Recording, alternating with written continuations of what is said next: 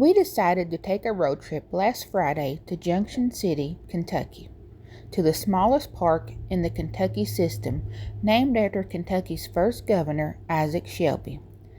We have passed the sign in Danville many times, and I always said we need to go check that out. I'm so glad I did. Little did I know that this would be such a beautiful, historic spot, and possibly one of my best evidence captures to date. We took a picnic since it was a park, and as we walked around and read the historical plaques, several EVPs came through just using my phone. As we were walking around, I kept hearing whispers beside me, and I kept feeling several cold spots. But as I started smelling cigarette smoke and started feeling sadness, I decided to try an experiment I haven't done in a while. I told the Shelby family that they had such a beautiful place and that I was going to sit down a piece of equipment that I could hear them through if they would like to tell me the things that they wanted me to know as I walked around. I told Wayne I know they wanted to speak because I was feeling so much energy. We were the only ones there that day, and as I sat listening to the video when I got home, I was blown away by what they had to say to me.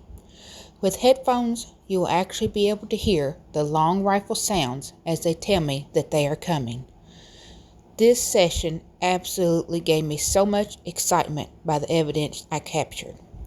So get your headphones ready, hit the thumbs up, share this video out, and let's see what's out there.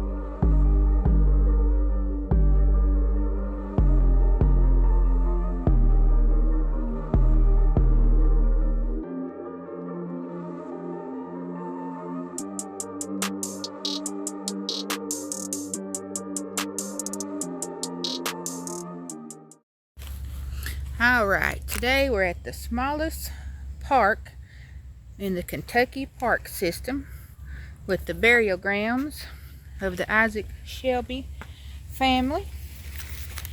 And it's in Lincoln County, which is Junction City, Kentucky. And Isaac Shelby was the first governor of Kentucky in 1792. But before we get to filming, Wayne's already getting started over there.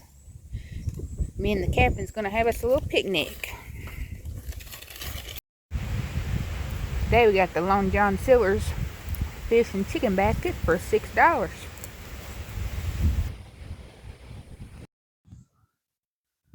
Alright, Captain, did you get your belly full?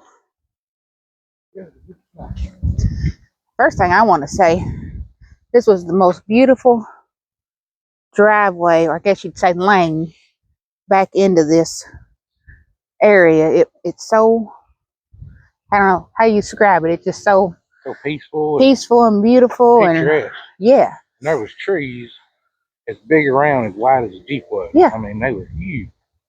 They had to be what, 200 years old, probably. Yeah. Well, first we're going to start over here at this sign that we've seen. And you can see this fence. The park people have really done a good job with this. I call this a split rail. Well, split rail fences are like the flat ones that you see with this kind of lumber. So this is through a post. So I don't know what kind you call that. Yeah.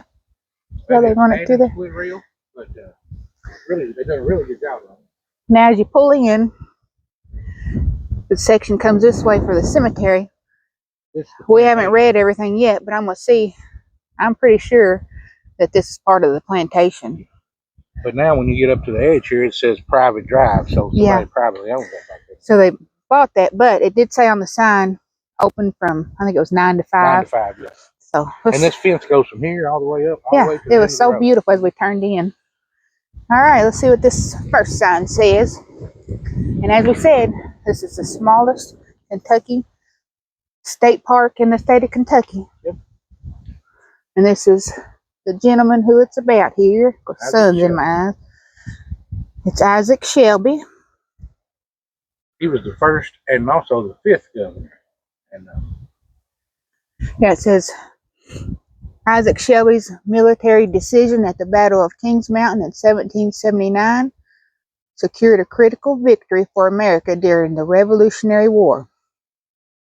Before war's end, Shelby had also served as a North Carolina legislator and held several official commissions. He arrived in Kentucky a hero and a public citizen and soon became active in the efforts to achieve statehood. Reputation and influence helped Shelby become Kentucky's first governor in 1792. Service and dedication to the Commonwealth defined his private and public life. Leaving office after a 4-year term, Shelby returned to Traveler's Rest, which is what he called this, to nurture his family and develop his estate. 16 years later, the War of 1812 called him back to service as governor and major general of militia, aiding General William Henry Harrison.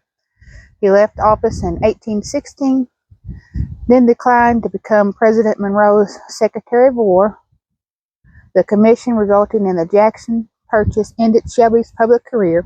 He was 68 years old. this is interesting to me that Shelby and his father laid claim to 14,000 acres in Kentucky. Can you imagine paying property tax today on 14,000 acres? Now we're going to read these signs as we go. They might not go in order the way we read them, we'll just kind of skim over them a little bit and do the highlights of them.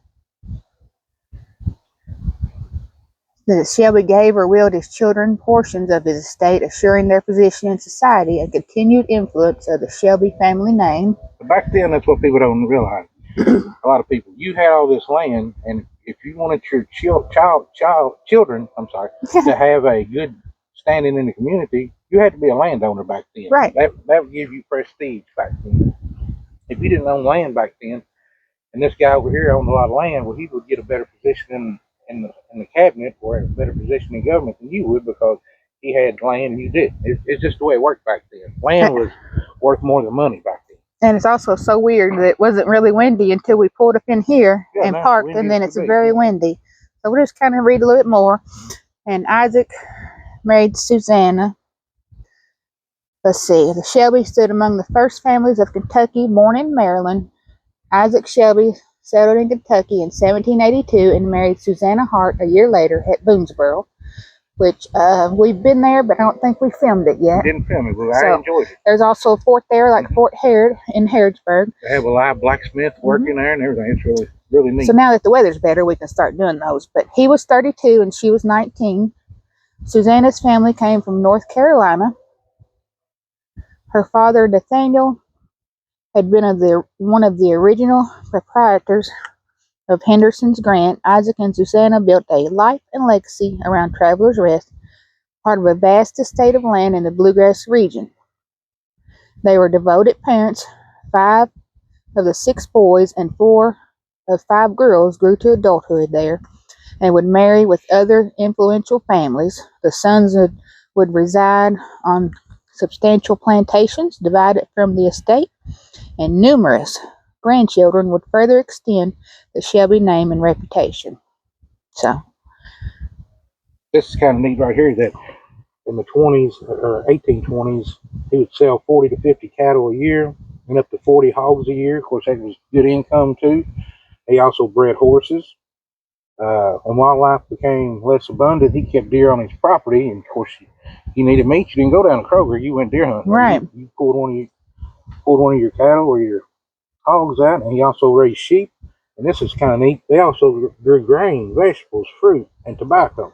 They grew hemp, and of course, being in Kentucky, you got to do the whiskey. Whiskey produced all that was more than 2,000 gallons of whiskey a year. So that was like a mini distillery back then. And here's Miss Susanna. Said she outlived Alfred by 5 years. Upon her death in 1833, Traveler's Rest passed to the son Evan's 2 sons, Isaac and John. And even though he had a lot of money, had a lot of land, was in the military, was in the government, this means a whole lot right here too. He was an affectionate husband. She said he wasn't a very Well, affectionate that and it husband. said Yeah. that they were where's the words I'm looking for here? They were devoted parents too, as well. I've also read about him before that he was just a kind man, a good natured person too. Yeah, it said he had his good name, his good conscience, the best of families, and travelers' rest, his constant pride. So here is an original picture. Oh, that's beautiful. You can pause and read this if you'd like.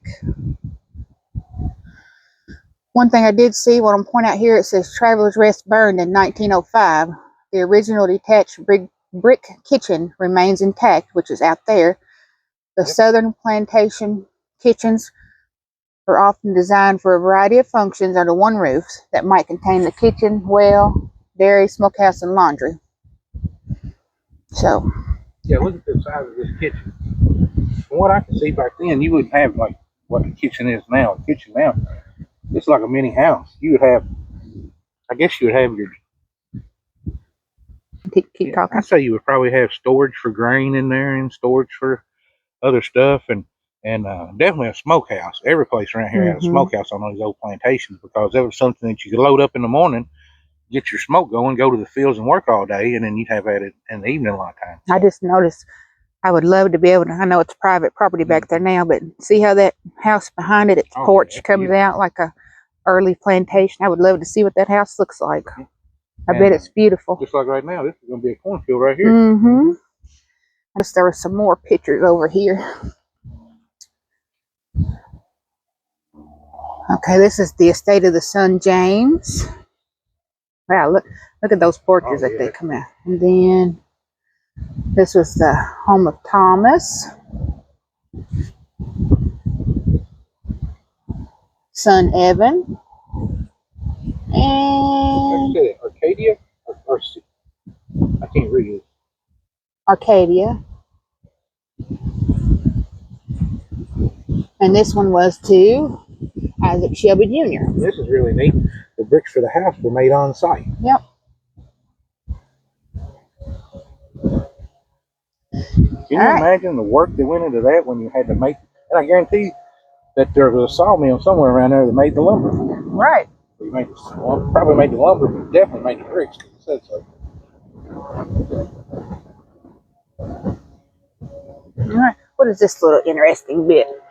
I don't have my glasses on.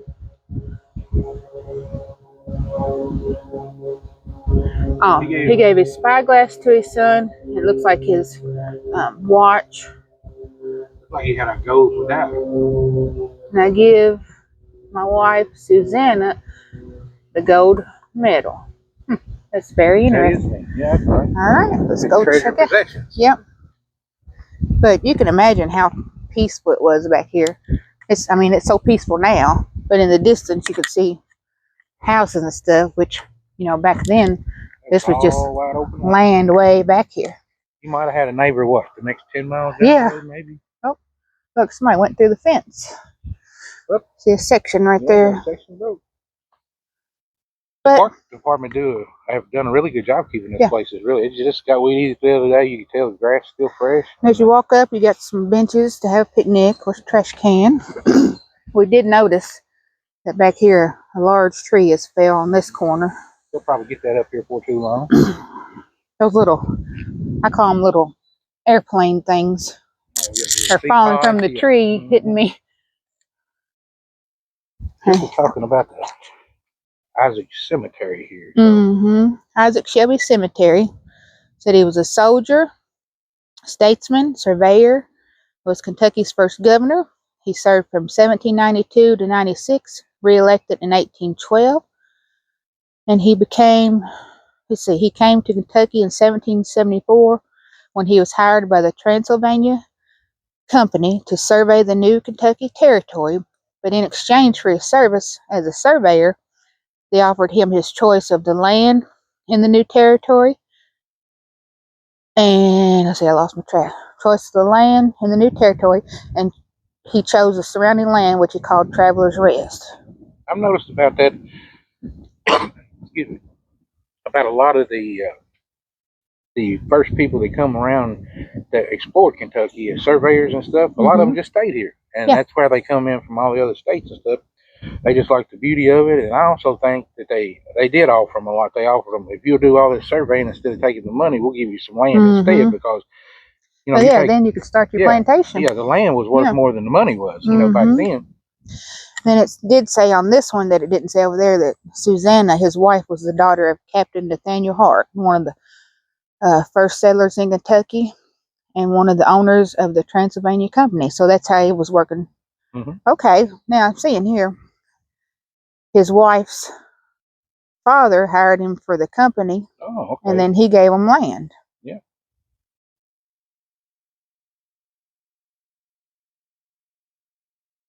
That's interesting how much that these guys did in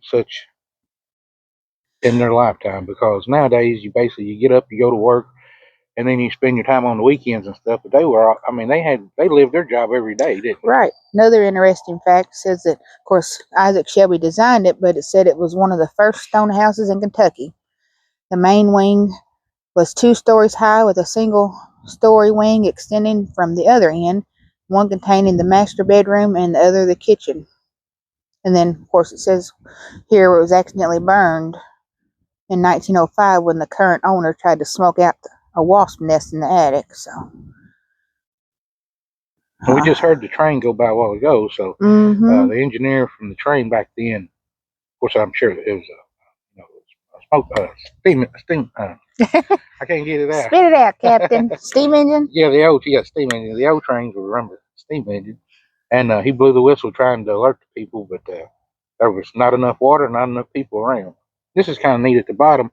It said that he also led a battle to Detroit to save some Kentucky troops that were in trouble up there. And when he came back home, that he was considered a hero, and people stood along the road just to get a glimpse of him as he come back to Kentucky. Then also in 1817, he was commissioned by Andrew Jackson to negotiate with the Chickasaw Indians for purchase of lands west of the Tennessee River. And of course, Shelby remained here till his death in 1826 at the age of 76. He done a lot in his life. So in this cemetery is going to be Shelby, his wife, several of their children, and close relatives. This is very small. Very beautiful. I can see why they wanted to remain here. Oh, yeah, it's a beautiful area.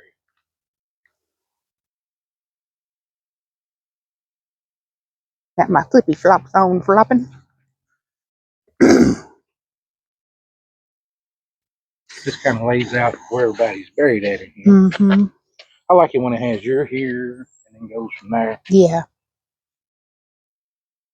All right. Is number 9? Number 9 is that Mr. Shelby? Yeah, that's Shelby. That's the big one in the right corner. Keep smelling the cigarette smoke. Really? That makes twice I've smelled it. Yeah. We're the only ones back here. All right. So, according to this there are 25. Yeah, this is his family. People at rest here. Yep. Now, I also read that they had a lot of children that only lived like a year or a few months or something like that. So. Number 3, Catherine Shelby, infant, aged 1 month, 15 days. I see some at a year old. A year old. But, you know, back then too, they had the diseases. You know, had a lot of diseases. Even the influenza back then was something now that you go to the doctor and get a shot for it. Back then, it was deadly. Now read number 24 there for me. In memory of the 5 of the 9 children of Susan Preston Shelby and John Warner Grisby.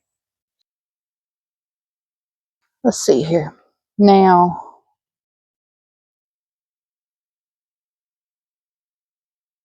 looks like the son, Isaac Shelby, was born in 1828 and passed away in 1848. So 20 years old. And then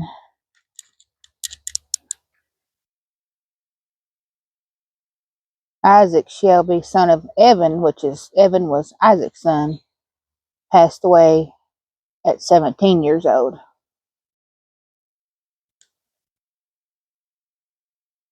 All right, let's take a look. Oh, I see a little something here too. In honor and memory of Isaac Shelby, dedicated with grateful recognition and appreciation. American Revolution patriot, Kentucky pioneer, Major General in the War of 1812, founding father and twice governor of the Commonwealth of Kentucky. And there it shows all the dates if you want to pause and look for when he served. One thing about the tree falling, it fell in the one corner. There wasn't any grade, so that's a good thing. Are you sure? Yeah, I didn't see. I seen it on the map over there too. Okay. This was the last one over here. So that's probably why they haven't picked it up yet. Yeah. But look at this beautiful Look at the work that went into stone this. wall here. Look, this thing is stout. Look, that doesn't move. Now, unfortunately, it is locked, so we can't get in to walk around. But look at there's the work one that limb went into there. this. Yeah, straight back, the tallest one, that's Isaac Shelby. So we have some tombs and regular stones here. And what they call, I read over here, what they call slabs. See Yeah. the slabs? Mm-hmm. And yeah, the flat ones. Tombs. That's what I call them, tombs. Is that I do too. Okay. I think there's a couple different names. Yeah, people call them different things. But look at the design of the stones that are standing. Mm-hmm. And then you can see there's a couple where they said they just had a stone marking the infant. Stone. Yeah. We've been to a lot of cemeteries, older ones, that they just use a piece of fill rock. Yeah. Mm-hmm. That was a massive tree. Fill rock right here, stick it in the ground and carve a little something on it, and that would be your. Yeah. This is so thick. Look how thick the line is. But you know, here in Kentucky, they have a lot of stone fences like this too, that the slaves built, you know, years ago. This one here is really good too. Let's see what this plaque says here on the front.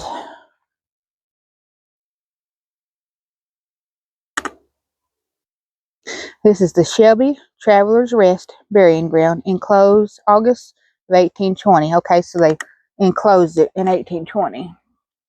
I guess, you know, to keep people from damaging. Yeah, that tree did knock down some of the stones here.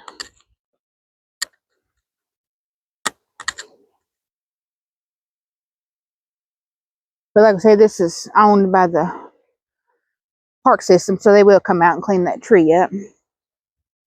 Such a beautiful day to come out here as well. We've had so much rain and wind and storms, and we just had to get out there. It was just a beautiful day. Yeah.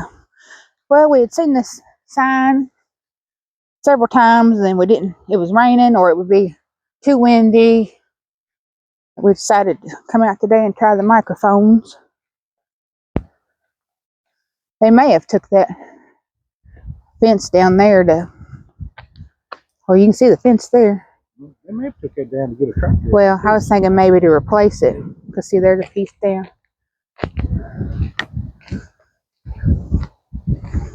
Of course, they put enough roadway for you to park. Yeah, see, the tractors and stuff are going to be able to get through there for the farmland.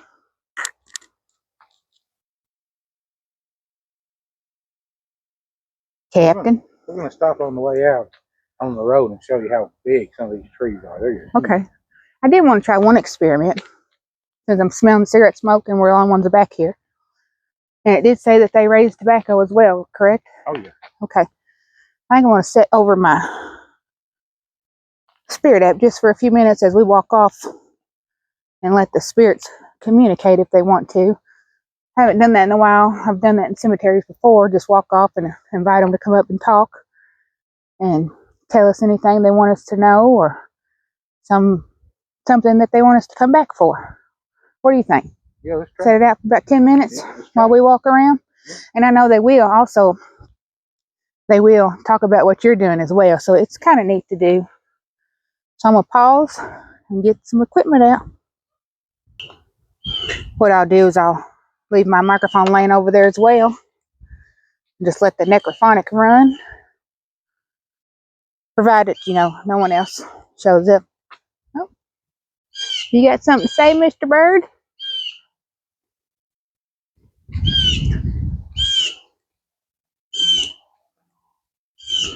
We're just visiting this beautiful place.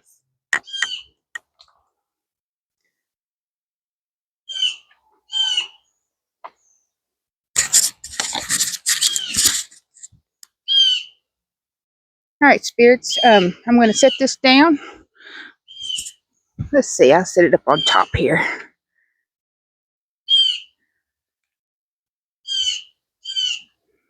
And I want to invite you to step forward and talk if there's something you would like to tell us. I know you don't get that opportunity very much, but we'd glad to have you come up and speak. And nothing here is going to hurt you. It's only going to be able to record you so I can come back and hear you later. We turn on the necrophonic.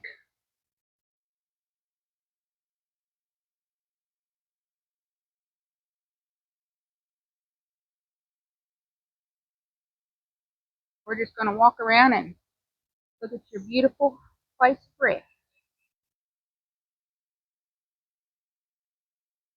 We're interested in hearing more about the life that you live. So anything you would like to share. All right, I'll put a piece of equipment here. That way you can come forward and speak if you'd like. We're going to start now.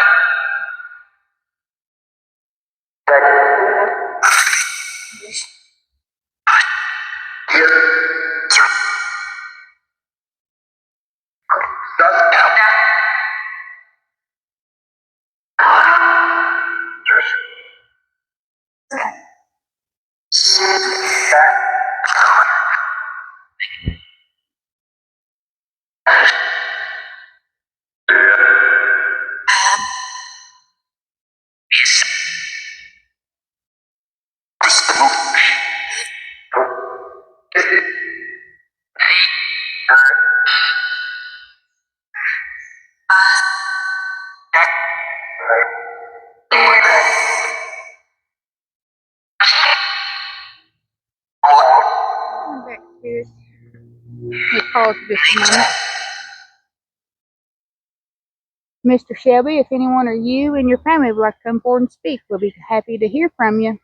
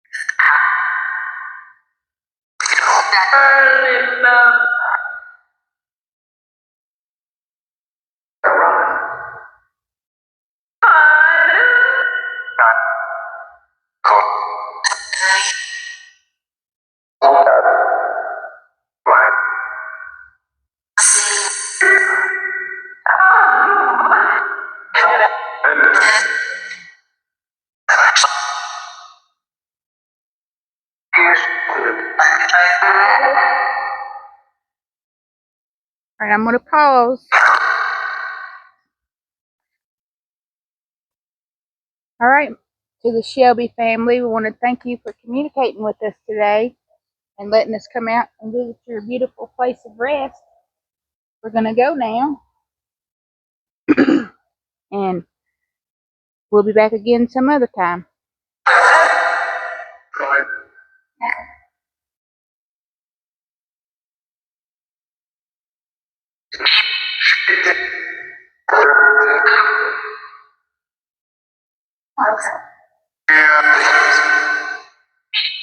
All right, thank you. Goodbye.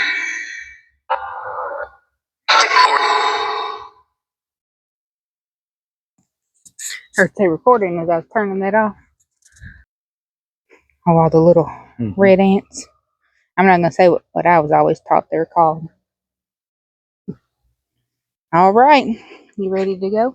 I'm ready. You ready? Yeah. All right, let's go see what else we can find along the way. But we do want to stop out along the way and show you the beautiful trees and try to get it as I came in. But I had so much stuff in my lap trying to hold it. And the captain drives kind of crazy. Took a beautiful driveway. Yes, it is. And that nobody had run through that fence. They had took those planks down because they replaced the post. Okay. I thought maybe the fence was rotted over there. They're just replacing them. That's all they did. I investigated it. He investigated it while I was over there investigating. What huge fields. Here you can see the rest of the drive that goes back there to where the plantation stands and new owners.